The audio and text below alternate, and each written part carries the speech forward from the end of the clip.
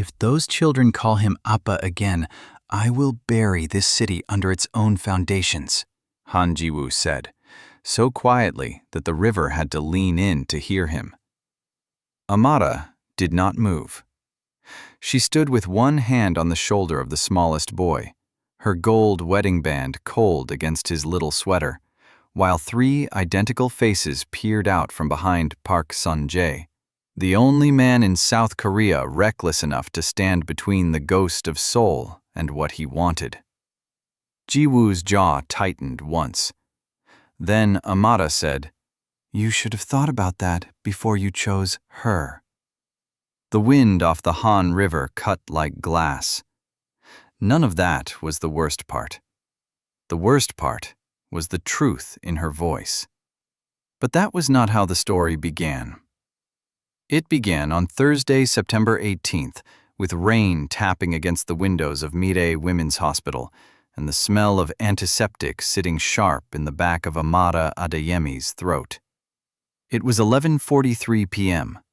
Her braids were pinned up in a tired bun that was starting to fall apart, and the small gap between her front teeth flashed once when she bit down hard enough to stop herself from cursing at her phone. Her younger brother, Tunde, had texted 3 times. "I messed up. Don't call me. Nuna, please." That last one was enough to turn the blood in her body cold. Amara stood alone in the fluorescent wash of the staff break room, one hand gripping the cracked edge of the counter, the other already opening her banking app. The numbers glowed blue in the dim room. Not enough. Not even close. 20 million won. That was what the voice on Tunde's phone had said when she finally called back and a stranger answered. "Bring it by dawn, Nurse Amara, or your brother loses the hands he types those little apologies with." The vending machine hummed behind her. Somewhere down the hall, a newborn started crying. Instinct tugged her in one direction. Blood pulled her in the other. She closed her eyes once.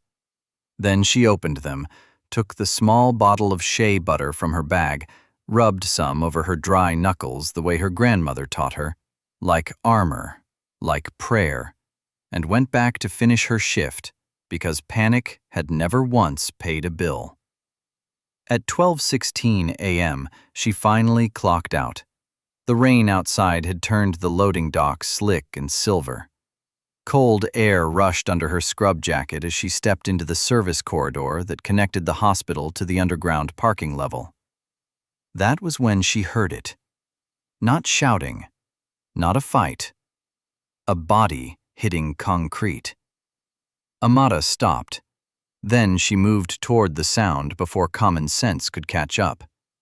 A man in a black dress shirt had one hand braced against the cinder block wall. Blood ran dark from his side, not pouring, but steady enough to matter. His other hand was curled into a fist so tight the knuckles looked bone white under the corridor light.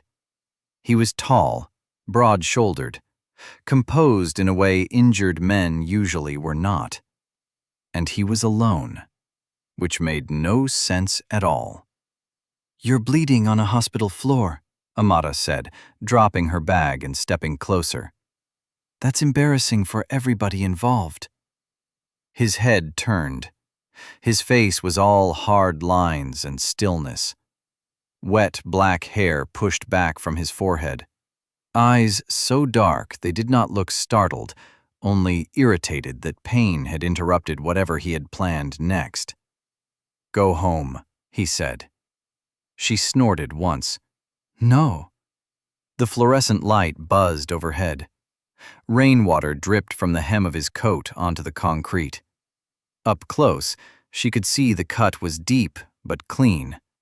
Knife, probably. Not that she intended to ask.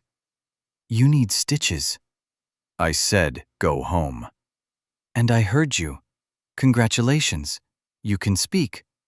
She was already pulling gloves from the side pocket of her scrubs. He watched her with the kind of attention most men only gave to a threat. Not a woman. Not a nurse. Certainly not one with tired eyes and rain on her lashes. But when she reached for his shirt, he did not stop her. He only said, "You don't know who I am." Amada peeled the torn fabric back and pressed gauze hard against the wound. His breath changed. Barely. "I don't need to," she said. "Blood looks the same on everybody." For 1 second, something unreadable crossed his face. Not offense, something stranger. Footsteps thundered at the far end of the corridor.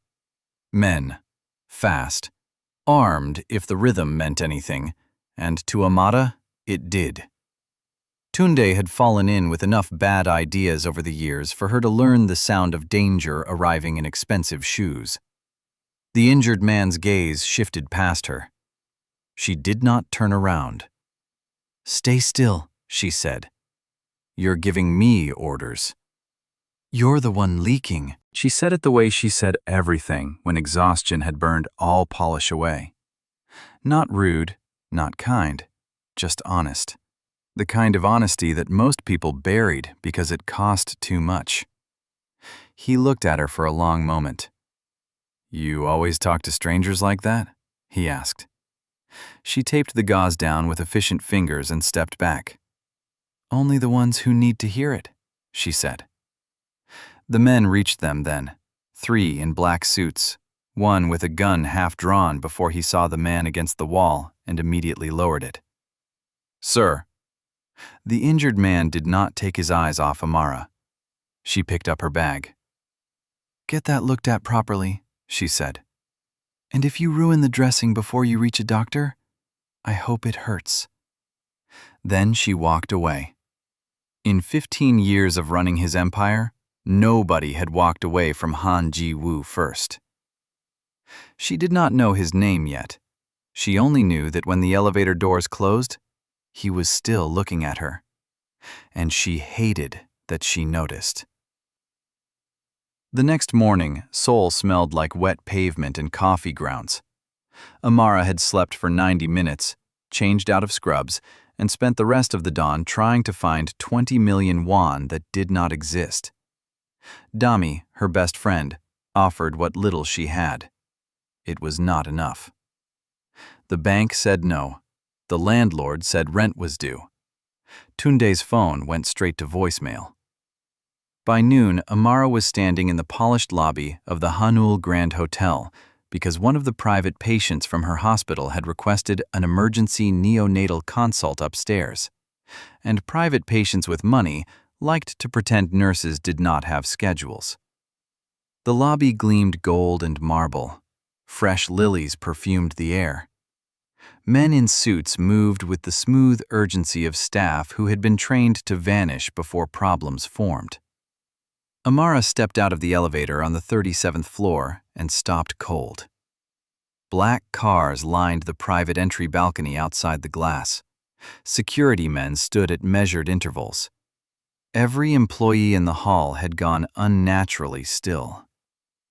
Then someone whispered, "Chairman Han is here." The room changed around that name. It folded inward. A manager bowed so fast he nearly bent in half. 2 guards stepped back from the double doors as if an invisible line had been drawn across the floor. And through that opening walked the man from the service corridor. Same stillness, same dark eyes. This time his suit was charcoal and immaculate, his wound hidden, his presence enough to clear oxygen from the room. Han Ji-woo, the North Star. The man who owned private security firms, shipping routes, hospitals, and enough of Seoul's shadows that grown men lowered their voices when they said his name. Amara's spine locked. Not fear, anger. He saw it immediately. Everyone else in the corridor bowed their heads. Amara lifted hers. "You," she said. A bodyguard made the mistake of stepping forward. Ji-woo raised 2 fingers. The man stopped. "What exactly?" Amara asked, voice low and sharp. was wrong with saying who you were. Ji-woo dismissed the hallway with one glance. Staff evaporated. Guards retreated just far enough to pretend they could not hear. You didn't ask, he said. That answer works a lot better when you're not secretly one of the most dangerous men in the country. Secretly? Don't play with me. The air between them went tight as wire. A woman's laugh floated from the suite behind him, bright and expensive and practiced. That was not an answer, not a real one. It was somehow worse. Before she could say anything, Saren's phone buzzed. She glanced at the screen and smiled without warmth. You're welcome, she said to Amara, as if she had paid the debt herself. Amara looked from her to Ji-woo and understood something ugly all at once. Money made people believe they were the same as power. They were not. Saren was standing close to power. Ji-woo was power. Amara left anyway. By the time she reached street level, her phone vibrated. Unknown number. Stay away from what does not belong to you. She read the text once, then again. No signature. None needed. If you're watching this and you can already see where this is going, drop a heart in the comments, because this man is about to make a very big mistake called feelings. That night, a black sedan followed her bus for 6 stops. She noticed on the 3rd, pretended not to on the 4th. On the 6th, she got off early, crossed the street under neon signs dripping red and blue into puddles, and spun around so fast the driver barely had time to park. Ji-woo got out himself. He wore no tie. No bodyguards in sight, though she knew better than to think he was alone. The night air was cold enough to turn breath visible. Are you following me? She asked. No. He shut the car door softly. I am making sure nobody else does it first. She folded her arms. That is not better. It was not meant to be. Traffic hissed past them on wet asphalt. Somewhere above, music bled from an open bar window. Amara took a hard breath through her nose. You paid my brother's debt without asking me. You found my number. You know where I get off the bus. Whatever kind of man you think that makes you, it is not a safe one. His expression did not change. No, he said. Safe was not available. She hated how quickly that answer lodged under her ribs. You don't get to decide things for me. I already did. Her laugh came out short and disbelieving. You are unbelievable. So I have been told. He should not have been funny. That was part of the problem. A gust of wind sent rainwater from the awning onto Amara's shoulders. Ji-woo noticed, stepped forward once, and took off his coat. She stepped back. Don't. He let the coat hang from one hand. Your apartment key, he said instead. Her fingers tightened around her bag. What about it? It was copied. Silence. The city noise thinned around the words. How do you know that? Because the men who took Tunde do not work alone. He looked past her toward the block of cheap apartments she called home. They were told to scare him. They were told to learn your routine. That part interests me. A chill slid under her skin that had nothing to do with weather. By who? He glanced down at her face, then toward the street. I don't know yet. That was the first lie she ever caught him telling. Later, she would understand that what unsettled Han Ji-woo was not Amara's beauty, though men noticed her. It was this. She stood in front of danger and demanded details like it was customer service she had paid for. He was not used to people wanting truth more than protection. She was not used to men offering protection like it was not supposed to cost her pieces of herself. At her building, the hallway light had burned out again. The corridor smelled like damp paint and old cooking oil. Amara unlocked her door, pushed it open, and froze. Every framed photo on her wall had been sliced. Not stolen, not smashed, cut clean through every face. Her mother, her graduation picture, one of Tunde at 16, grinning with braces. And on the kitchen counter, laid neatly beside a broken mug, was a pearl earring Amara recognized from that afternoon at the hotel. Saren. Ji-woo stepped into the apartment behind her. The air changed. It did that around him. He took in the room once and went very still in a way that made stillness itself feel dangerous. "No," he said quietly. "You don't. That's what makes this interesting." She turned to him, furious. "That was not my line." "No, it was your answer." He picked up the pearl earring between two fingers. "Told you your key had been copied." Amara's chest rose and fell too fast. She hated that he was right. Hated more that being right made him calm. "I'm not going with you," she said. He set the earring down. "I didn't ask." "I don't need you." He looked at her for a long moment, the kind of look that measured and calculated, and came to a conclusion. "No," he agreed quietly. "You don't. That's what makes this interesting."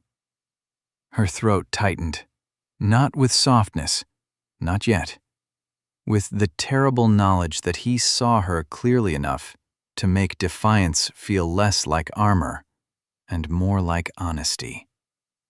At that exact moment, her phone rang. "Dami." Amara answered on the first sound. "Dami?" Static. Breathing. Then Dami's voice, high and shaking. "Amara, somebody was waiting outside my job. They said if I tell you where Tunde is, they'll let him go. They knew my name." Ji-woo held out his hand. Amara stared at it. "Speaker," he said. She should have refused. Instead, she pressed the button. By the end of the call, Dami was crying. Tunde was still missing, and Ji-woo had already texted someone without looking down. Shunho arrived 3 minutes later, silent, compact, eyes like a blade. He stood in the doorway of Amara's ruined apartment and looked at Ji-woo once. "Car is downstairs." Amara grabbed an overnight bag because practicality was her oldest religion. Not trust, just math. One woman, missing brother, threatened friend, cut photographs. One locked apartment that was no longer safe. That was all the reason she needed. Ji-woo's penthouse sat 47 floors above Seoul, wrapped in glass and shadow, and the kind of quiet money bought after everyone else was priced out of the noise. The floors were warm under her bare feet. He had noticed at the apartment that she always curled her toes on cold tile. She noticed that he noticed. That was worse than flowers, worse than compliments, worse than charm. It was attention. Real attention. The first night, they fought. "Your men keep standing outside my door," she said. "They are there for a reason." "So I don't run?" "So nobody else gets in." She looked at him across the long kitchen island, the city spread behind him in fractured lights. "You really do think every problem in the world belongs to you?" "No," he said. "Only the ones in my line of sight." Her laugh had no humor in it. And I'm in your line of sight now? Yes. The word landed heavy and clean between them. On the second day, she saw the crack in him. He was in the small room off the study that his staff called the West Lounge. She had taken a wrong turn looking for the laundry room. Children's drawings covered one wall. Crayons, crooked suns, stick figure families. Thank you cards from hospital wings he funded but never visited publicly. Ji-woo stood in front of them without his jacket on, one hand resting against the frame of a drawing made by a 6-year-old leukemia patient. For 8 full seconds, the most feared man in Seoul looked like he was 12 years old and lost. Amara did not mean to make a sound. He turned anyway. His face closed before she could pretend she had not seen. You fund all this and still let people think you only care about money, she said. It is efficient. Efficient is one word for it. He looked back at the drawings. My sister liked yellow, he said. That was all. No explanation. No wound opened wide enough for sympathy to crawl in. Just one sentence. But the room was warm, and the waxy smell of crayons still lingered in the air, and for the first time, she understood that there were ghosts in him that did not wear suits. The third day, he left a paper bag outside her door. Inside was hot egusi soup from the tiny Nigerian place in Itaewon she had once mentioned missing because she could not get there after shifts. Still warm, correct spice level, extra fufu. No note. She carried the bag to the kitchen and found him at the counter, reading something on his phone. You sent for this? Yes. How do you know I like extra pepper? You put hot sauce on hospital cafeteria soup. She stared at him. That is invasive. It is observant. It is unsettling. That too. He did not smile often. When he did, it was quick and almost private, as if amusement surprised him every time it arrived. That night, they sat across from each other while rain tapped the glass. She ate. He did not. You don't trust food you didn't watch being made? She asked. No. That sounds exhausting. It is. She swallowed a laugh before it became one. He watched her hands instead of her mouth, watched the way she tore the fufu, the way she held the spoon, the way she straightened the napkin edge without noticing. You like control, she said. I like preparation. That is just control in a better suit. This time he almost smiled, and because dangerous men should never look tired and soft in warm kitchen light. Amara got up and carried her bowl to the sink before she said something unwise. The almost moment happened 2 nights later. Tunde had finally been found, alive, shaken, hidden in one of Saren's charity warehouses used for donations that never reached anyone who needed them. Ji-woo's men got him out. Tunde was sleeping 2 floors down under medical observation and enough security to embarrass a senator. Amara should have been relieved. Instead, she was standing on the penthouse balcony in borrowed socks and one of Ji-woo's sweaters because her own clothes had been sent for cleaning after blood from Tunde's split lip stained her sleeve. The city below looked unreal, like somebody else's life. Ji-woo came outside carrying tea. Steam curled into the cold. He handed her a cup. You remembered. You don't sleep if you drink coffee after 10. The tea smelled like ginger and honey. Her fingers brushed his when she took it. Too brief. Too warm. Why are you doing this? She asked. He leaned one shoulder against the railing. Because someone used my name near you. That is not a reason. That is a territory issue. He looked at her profile in the blue wash of city light. Do you want a different answer? Yes. He was silent long enough for the wind to speak between them. Then, in Korean, low enough that it almost disappeared into the night, he said, "Nyoru 걱정해." Amara frowned. What does that mean? He took a sip of tea instead of answering. Han Ji-woo. His gaze lifted. It means, the narrator would tell the audience, because he refused to, you worry me. Change the subject again, Amara said softly, and I'll throw this tea at you. He set his cup down on the railing. The city hummed. The air went colder. Then he reached up and touched one loose braid near her temple, just enough to slide it gently back behind her ear. Not ownership, not yet, but something close enough to make breathing complicated. She did not move away. Neither did he. Their faces were one decision apart when his phone vibrated. He closed his eyes once. That tiny break in composure did more to her than a kiss would have. He stepped back and looked at the screen. Everything in him changed. Inside, he said. What happened? Inside Amara. The tenderness vanished. Steel took its place. Sun-ho entered the balcony a second later with a tablet in his hand. On the screen was a live press clip.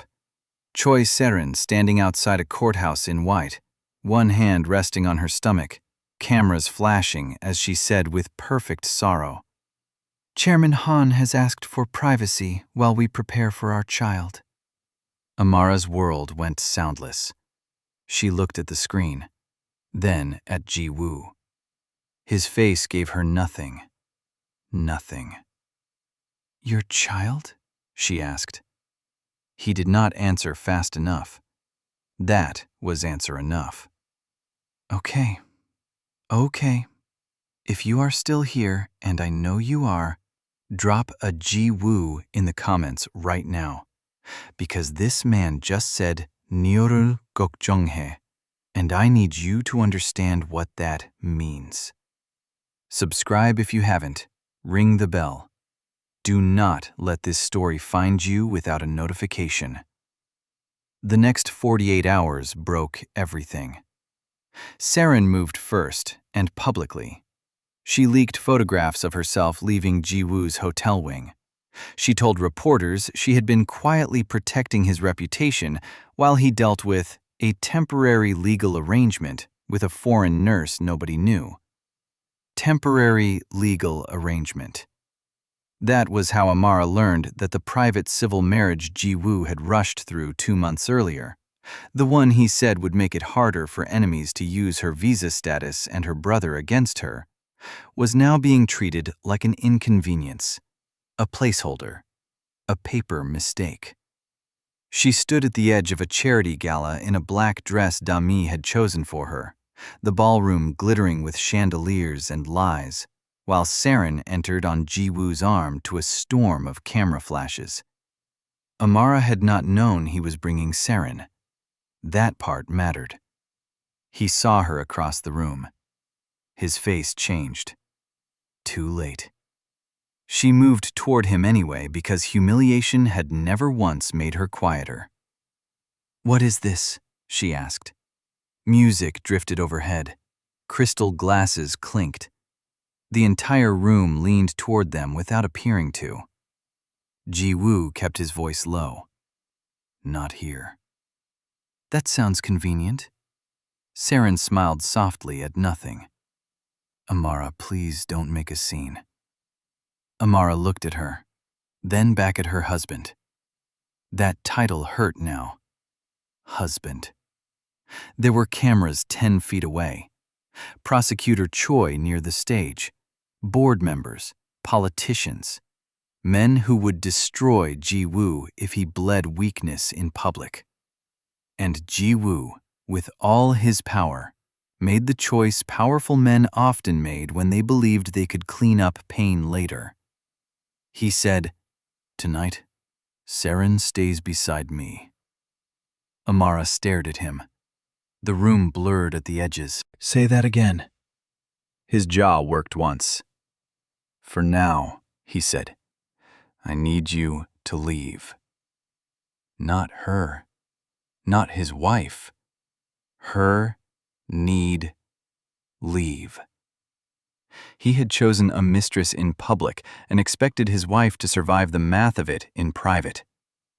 She didn't cry. She had learned a long time ago that crying in front of the wrong people was a form of surrender. She kept her face still. She kept her voice level. But her hands, she couldn't stop her hands from shaking just slightly, and he saw it. He saw it, and he said nothing. Because there was nothing to say that would matter yet. Amara left the gala through the service exit. The cold night air hit her like a slap. At the bottom of the marble stairs, Shunho was waiting. "Madam, don't." He held out an envelope anyway. Inside were passports, cash, a burner phone, train tickets to Busan. Her pulse stumbled. Did he send this? Shunho's silence was answer enough. And because love is often most poisonous when mixed with pride and timing, Amara took the envelope and vanished before dawn. 4 years later, Busan smelled like salt, diesel, and sweet hotteok from the street cart outside Haeundae Elementary. Amara stood at the school gate with 3 little boys swarming her legs in identical navy sweaters and tiny sneakers that never stayed tied for more than 7 minutes. Triplets: Eli, Micah, June. Ji-woo's eyes in 3 different shades of trouble. Park Seun-jae crouched beside June, fixing a zipper with the patience of a man nobody in the underworld would believe possessed patience. To Seoul, he was Ji-woo's rival. To the boys, he was the man who showed up at soccer practice, cut apples into rabbit shapes, and taught them how to bow properly to old women at the market. To Amara, he was a debt repaid in human form. The night she fled Seoul, Shunho's train tickets had not been the only arrangement Ji-woo made. There had also been Seun-jae, though Amara would not learn that until much later. Old rivalry or not, there were rules among men who survived long enough to become legends. Protecting a pregnant woman from a public war was one of them. The boys had grown up calling Seun-jae Appa in public for safety. Children were adaptable like that. Adults were not. The black SUV pulled up so silently it might as well have risen from the asphalt. Amara looked up. Her heart hit once against her ribs and then forgot what rhythm was. Han Ji-woo stepped out. Same impossible stillness, same dark gaze. A little older, a little harder around the mouth. A scar near his left hand she did not remember. He looked at her first, then the boys, then Seun-jae's hand resting lightly on Micah's shoulder. Something in Ji-woo's face emptied out so completely, it was almost frightening. The smallest boy, June, always the boldest, tilted his head. "Amma," he whispered, "why does that man look like us?" Nobody moved. Then Seun-jae stood. The sea wind came in cold from the harbor. Ji-woo's voice, when it arrived, was the one from the opening. Low enough to miss if you did not understand danger. "If those children call him Appa again, I will bury this city under its own foundations." Amara straightened. "You should have thought about that before you chose her." Shock, for Ji-woo, did not look dramatic. It looked precise. Like a knife being set down very carefully because if he kept holding it, something irreversible would happen. He looked at the boys again, counted, recounted. 3. Then at Amara's hand. Her wedding ring was still there. His breathing changed. Just once. Serene made her move that same day. By sunset, a van tried to take Eli from soccer practice. They failed because Amara had never once believed 4 years of quiet meant safety, and Shunjae's men were already watching from across the street. But failure made Serene desperate, not finished. By midnight, every screen in Busan carried a leak from Prosecutor Choi's office. Forged documents naming Serene's unborn child from years ago as Jiwoo's only legal heir, followed by a rumor that Amara had kidnapped the chairman's children with help from a rival syndicate. Amara stood in Shunjae's safe house kitchen, phone glowing in her hand, while 3 boys slept upstairs under guard, and Dami, now living in Busan too, because life moved women like chess pieces until they learned to move themselves, paced so hard the floor creaked. "She's trying to make you run again," Dami said. Amara looked up. "No." The single word came out steady. Not because she wasn't afraid, because she was done arranging her life around other people's cruelty. "She wants me in the dark," Amara said. "She wants the children hidden. She wants Jiwoo furious and blind." Shunjae leaned against the counter, arms folded. "Say that again." His jaw worked once. "For now," he said, "I need you to leave." Not her. Not his wife. Her need leave. He had chosen a mistress in public and expected his wife to survive the math of it in private. She didn't cry. She had learned a long time ago that crying in front of the wrong people was a form of surrender. She kept her face still. She kept her voice level.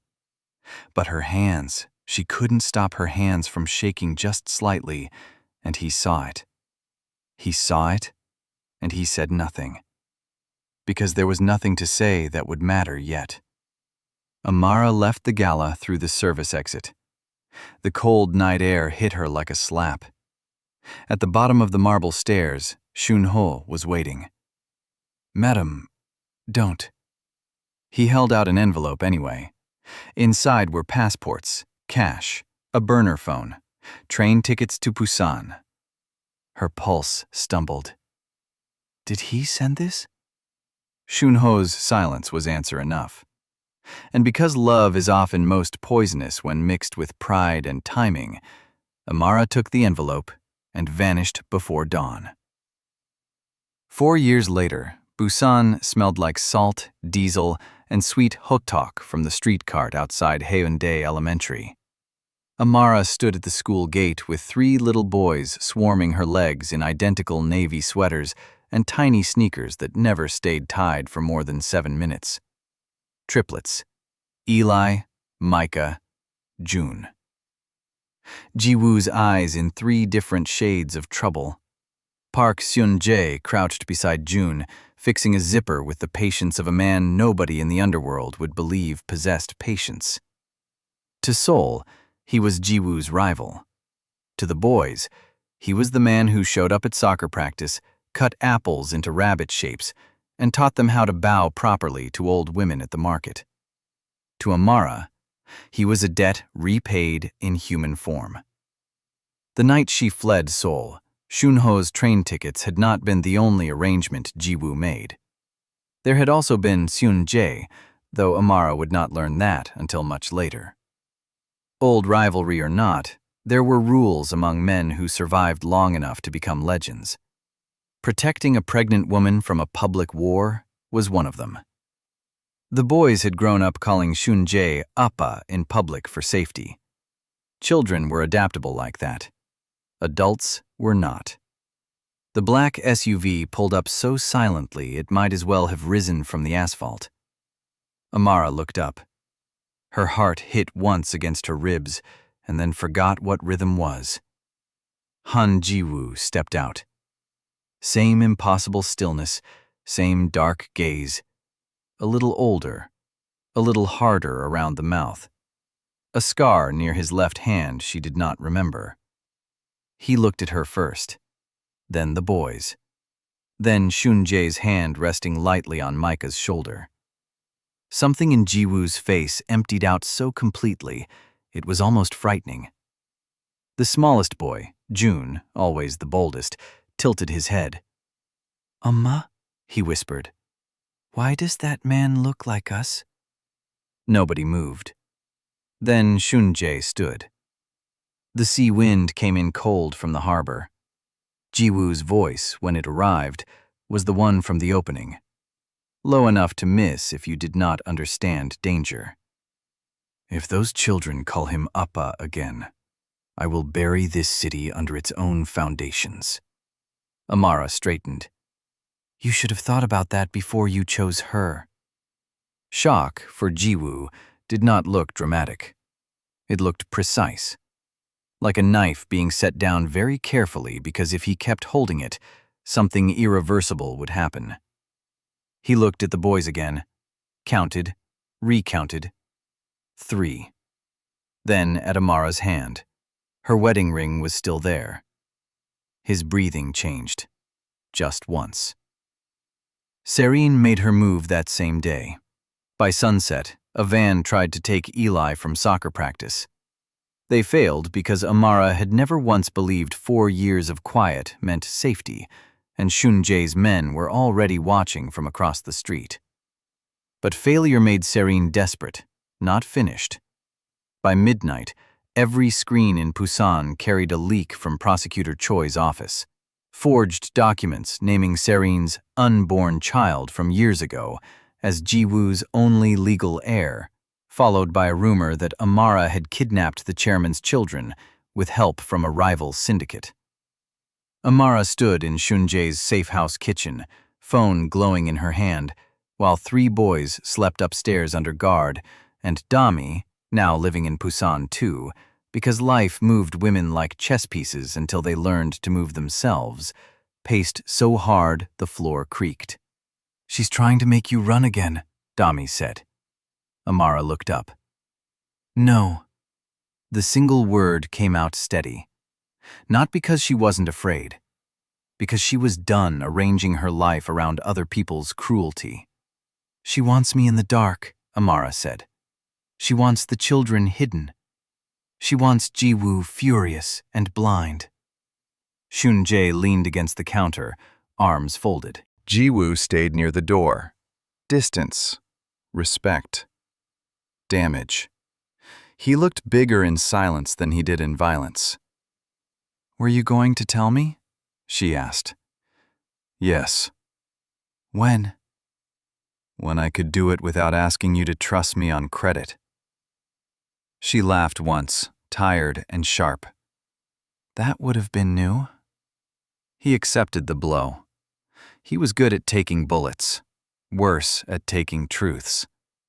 But he stood there and took this one. I chose wrong, he said. She turned. The room was warm, but her hands were cold. Did you love her? No. Then why? The word fell between them harder than shouting would have. His answer did not come quickly. Good. It should cost him. The night we met, he said. You were angry, tired, and frightened for your brother. You still stopped to help a man bleeding in a corridor because leaving him there would have been wrong. You didn't ask what I could give you. You didn't ask what I was worth. You pressed your hand against my side and scolded me for ruining your floor. Against her will, Amara's mouth almost moved. He saw that too. I have had people beg me, he said, lie to me, perform for me, fear me correctly. You were the first person in a very long time who treated me like a wound before you treated me like a weapon. He swallowed once. I should have protected that. Instead, I tried to manage it. The truth of that sat in the room like another person. Amara looked down at her ring. You sent the passports, she said. Yes. You sent Sanjay. Yes. That surprised her enough to make her look up fully. Jiwoo's face had gone unreadable again, but his voice stayed level. I knew if you remained in Seoul, Saren would keep coming. I thought I had 24 hours to end it. You left in 6. By the time I found your train, you were gone. Sunjae owed me once. I told him to keep you alive, even if it kept you from me. Amara went very still. You looked for us? His jaw tightened. I looked for you. Simple. Devastating. The ocean beyond the glass was black silk under the moon. Amara took one step toward him, then another. Why didn't you come yourself? Because every place I searched became dangerous after I touched it. That answer was so specific, so ugly, so true that it broke the last easy thing she had left to say. She stopped in front of him. For the first time in years, there was no audience, no rival, no mistress, no children sleeping in the next room, no guns, no threat. Just the long wreckage of 2 people and the narrow bridge left between them. She lifted her eyes. Ji-woo. He closed his eyes for 1 second. Just his name. No title, no distance. When he opened them again, something in him looked almost unbearably unguarded. Mianhe, he said, quietly, not polished, not formal. Sorry. She reached up before she could talk herself out of it and touched the scar near his hand with the tips of her fingers. He did not move. Neither did she. What happened next was not a beginning. It felt, somehow, like something returning, like a door that had been closed for a very long time, being opened from the inside. His hand rose to the side of her face. Warm, careful. She did not move away. The kiss was gentle in the way storms are gentle when they finally spend themselves over the sea. No audience deserved it. Only them. If you made it to this moment, first of all, I see you. Drop a yellow heart in the comments. And listen, if you want to know what happens next, what their life looks like 6 months from now, subscribe right now and hit the bell because part 2 is coming and it is going to hurt you in the best possible way. 6 months later, Choi Saren was serving 12 years for kidnapping conspiracy, fraud, evidence tampering, and financial crimes tied to her father's office. Prosecutor Choi lost his title, his pension, and the expensive smile he had worn for 30 years. Tunde finished his degree in Toronto and called Amara every Sunday like fear had finally taught him gratitude. Dami opened a cafe 2 streets from the harbor and gave the triplets free cake they did not need. Amara signed the lease on a family clinic in Busan, specializing in neonatal follow-up care for low-income mothers. Not because Ji-woo owned the building. He did not. She made sure of that. Because the location was good, the light was kind in the mornings, and survival had finally made room for building. Ji-woo came and went between Seoul and Busan. No announcements. No spectacle. He attended school pickup in plain coats, sat through parent meetings with his back not to the wall once. Only once, but Amara noticed. He learned which child hated mushrooms, which one hid broccoli under rice, which one woke from nightmares if thunder rolled after midnight. He never asked the boys to call him anything. That mattered too. The final scene happened in the kitchen of Amara's clinic apartment above the harbor, the one with the yellow curtains she chose herself. Rain tapped the windows again, just like the night this all started. Only now the room smelled like jollof rice, clean laundry, and the expensive cedar of Ji-woo's coat hanging by the door beside 3 tiny rain jackets and one of hers. Micah and Eli were asleep on the couch under dinosaur blankets. June stood barefoot at the kitchen table, drawing with his tongue between his teeth in fierce concentration. Jiwoo entered carrying groceries and a bag of the exact ginger tea Amara liked without needing to ask if they were out. Small things, quiet things, the kind that rebuilt a life. June looked up first. Then, as naturally as breathing, he held out his drawing and said, "Appa, your head is too serious. Smile more." The room went still. Jiwoo did not. Very carefully, as if handling something priceless and alive, he took the paper.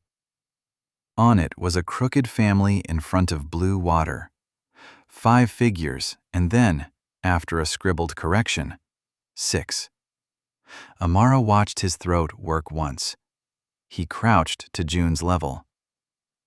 "I will work on it," he said.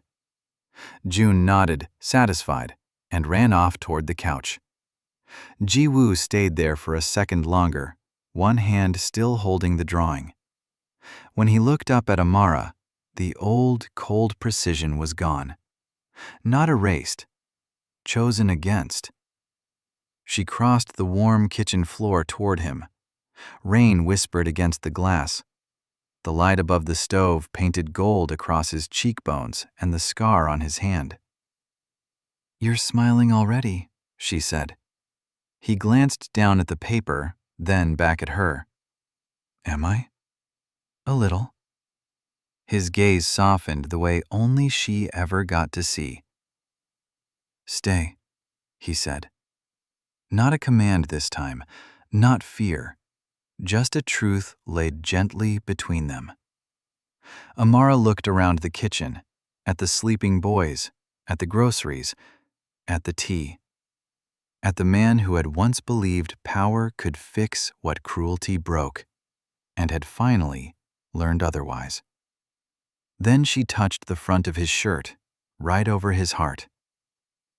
"The first night we met," she said, "you bled on my floor." One corner of his mouth moved. "You never stopped being angry about that." "No," she said, "but I got something better out of it." He leaned down, forehead resting briefly against hers. Outside, the rain kept falling. Inside, nobody was leaving. And for the first time in a very long time, that meant exactly what it should.